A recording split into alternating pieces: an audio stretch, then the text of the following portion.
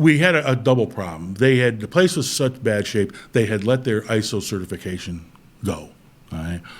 So about halfway through the second year we had the place, I said, we're going to push and we're going to move forward. We're going to get our AS 9100 certification, rather, over and above the ISO.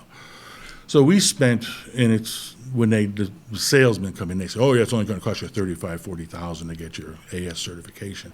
And I got a lot of napkins, a lot of yellow line pads that said, all in. I mean, by the time we did our guys' training, we cleaned the place up nice, we painted the place so it's really a nice place. We spent $375,000 to get our AS certification. It's not cheap, and it's a lot of work, but we pushed forward because we knew it needed that discipline.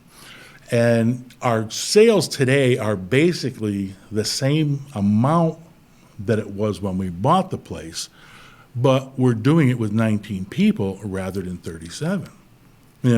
So it's the top line number. We're finding it very difficult to find a new customer that's willing to pay for that premium work. With no fingerprints and blah, blah, blah, blah, blah. And that's a real struggle for us. One of our biggest, actually they become our biggest customer, they were on their way out the door because I had to ask every single customer for a stay of execution when we bought the place. I said, give us a chance. Can you give us 6 months before you pull out?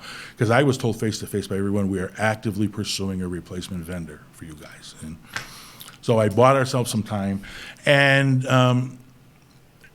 the third year in, we got our AS 9100 certification.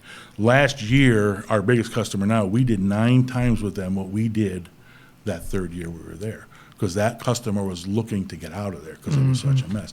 So we got our act together. So now the customers that are there, they just keep spending and spending and spending because we've proven that we can deliver. We never make any scrap. We're a dock to stock distributor for them. They don't even inspect our stuff anymore.